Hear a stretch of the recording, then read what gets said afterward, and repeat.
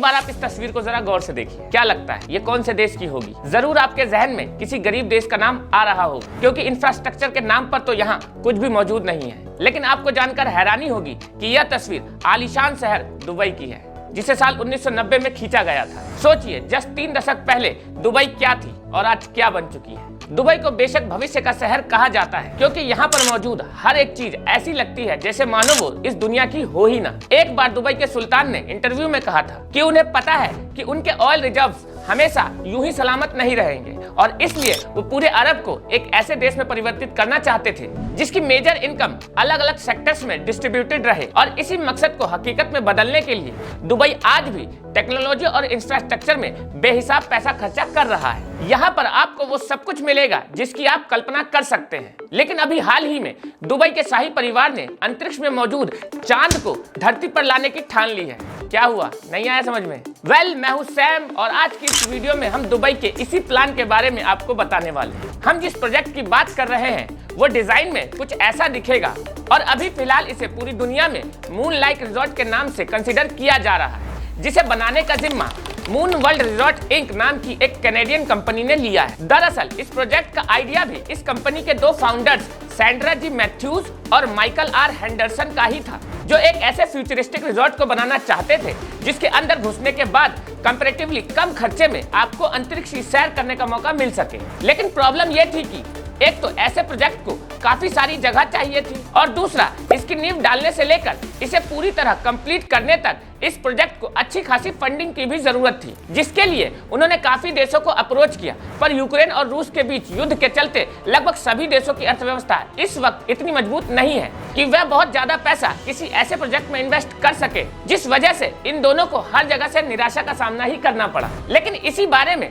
जब दुबई के royal family को पता चला तो उन्होंने खुशी खुशी मुंह मांगी इन्वेस्टमेंट देने के साथ दोनों फाउंडर्स को दुबई में यह रिजॉर्ट खोलने का प्रस्ताव दिया, जिस पर कुछ ही दिनों बाद दोनों पार्टीज के बीच में डील हो गई, और अब बहुत जल्द ही इसका कंस्ट्रक्शन शुरू होने वाला है। आज के समय में दुबई का माइंडसेट यह है कि अगर उन्हें ज्यादा से ज्यादा फॉरेन एक्सचेंज में अपने देश को लाना है तो उसके लिए उन्हें फॉरेन के लोगों को देश में लाना पड़ेगा, जिसका सबसे एफिशिएंट और इफेक्टिव तरीका है टूरिज्म को प्रमोट करना। अगर दुबई में ऐसी चीजें बनेंगी जो दुनिया में कहीं भी ना हो, तो हर बड़ी शख्सियत यहीं पे घूमने का ख्वाब देखेगी, जिससे न सिर्फ यहाँ की इकोनॉमी को ग्रोथ मिलेगा बल्कि इनका इम्पैक्ट वैश्विक स्तर पर और ज्यादा बढ़ जाएगा, जिसके साथ उनके देश में इन्वेस्टमेंट भी बेहिसाब होगी। आफ्टर ऑल जो दिखता है वही बिकता है। तो दोस्तों, अगर आप भी दुबई को पसंद करते हैं तो कमेंट में दुबई जरूर लिखें। और बस इसी इरादे की वजह से चाहे दुनिया की सबसे बड़ी इमारत हो या दुनिया का एकमात्र 7 स्टार होटल, ये सारी चीजें आपको सिर्फ और सिर्फ दुबई में ही मिलेगी। और अपने इसी गोल की वजह से दुबई इतना सारा पैसा लगातार ऐसे प्रोजेक्ट्स में इन्वेस्ट कर रहा है और आगे भी करता रहेगा।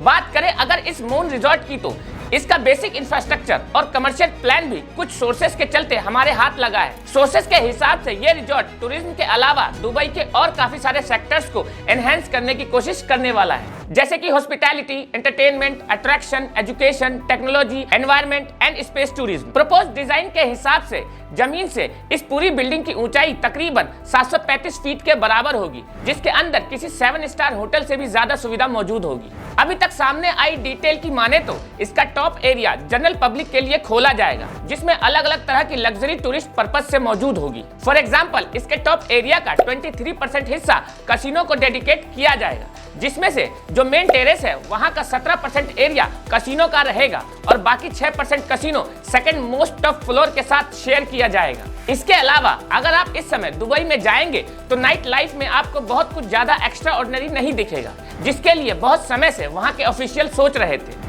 और इस मून रिजॉर्ट की गोल्डन अपॉर्चुनिटी का इस्तेमाल करके वो लोग वहां की नाइट लाइफ को भी मेमोरेबल बनाने के इरादे से मैदान में उतर चुके हैं। इस प्रोजेक्ट में शामिल लोग रात के समय में इस बिल्डिंग की टेरेस पर जाने के लिए फीस चार्ज करने की मांग कर रहे हैं, ताकि बिल्डिंग की टेरेस पर बहुत ज्यादा भीड़ ना हो और उनका रेवेन्यू भी जनरेट होता रहे। सोचिए, धरती पर मौजूद चांद की छत पर खड़े होकर जब आप अंतरिक्ष के चांद को देखेंगे तो वो कितना ही बेहतरीन पल होगा। तो क्या आपका भी मन है इस रिजॉर्ट में जाने का? कमेंट में मून जरूर लिखें। और इसलिए ये दुबई को आगे जाकर फाइनेंशियली बहुत हेल्प करने वाला है। लेकिन इसकी टेरेस पर सिर्फ और सिर्फ कसिनो ही नहीं होगा, बल्कि डिजाइन में इसकी छत के 9% हिस्से को केवल और केवल नाइट क्लब के लिए अलॉट किया गया है, क्योंकि जब नाइट लाइफ की बात आती है तो नाइट क्लब के बिना तो सब अधूरा ही कहा जाएगा। इसके अलावा जो वीआईपी लोग हैं उनके लिए उनके रईस शौक के हिसाब से इसकी छत के 1/3 हिस्से में बीच क्लब बनाया जाएगा, जिसमें एक बड़ा सा प्राइवेट पूल, बेहतरीन एम्बियंस और भी ऐसी ढेरों चीजें होंगी जो इसे विश्व का सबसे बेस्ट बीच क्लब बनाएगी।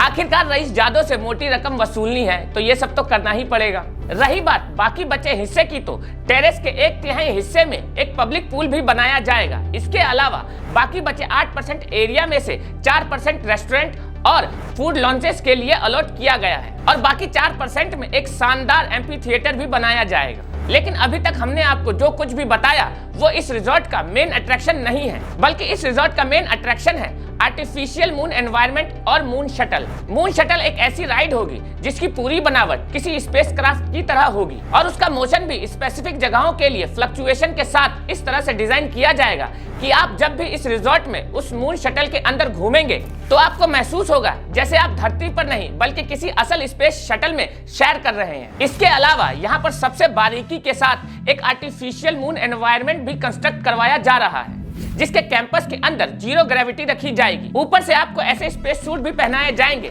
जिससे कि आपको कुछ भी नकली ना लगे और आसपास की परिस्थितियों को देखने के बाद वाकई आपको ऐसी फीलिंग आएगी कि आप हकीकत में चंद्रमा की सतह पर आ चुके हैं। रही बात बाकी बची बिल्डिंग की, तो अब टूरिस्ट आ रहे हैं तो उनके रुकने का भी इंतजाम तो कहीं ना कहीं करना ही पड़ेगा, जिस वजह से यहाँ पर बुर्ज अल अरब के ही लेवल के रूम्स भी बनवाए जाएंगे ताकि दुबई में ही विश्व के दोनों 7 स्टार होटल मौजूद रहे। टूरिज्म का डाटा मैनेज करने वाली संस्थाएं यह अनुमान लगा रही है कि अगर यह रिजॉर्ट वाकई अपनी उम्मीदों पर खरा उतरकर ठीक उसी तरह से बना जैसा कि बताया जा रहा है, तो इसका कंस्ट्रक्शन कंप्लीट होने के बाद दुबई में आने वाले टूरिस्ट की संख्या 1 साल के अंदर 2 गुनी हो जाएगी। वैसे इस इंफ्रास्ट्रक्चर के बनने के बाद ये आंकड़े सच भी होने चाहिए, क्योंकि जितनी रकम इस अकेली बिल्डिंग पर लगाई जा रही है उतनी अफ्रीका में कई देशों की जीडीपी भी नहीं है, क्योंकि अनुमानित तौर पर इस पर $5 बिलियन का खर्चा आने की बात कही जा रही है। और इतिहास इस बात का गवाह रहा है कि जब भी किसी चीज के लिए एस्टिमेट किया गया है तो खर्चा हमेशा उससे ज्यादा ही हुआ है और इसलिए जब यह बिल्डिंग बनकर तैयार होगी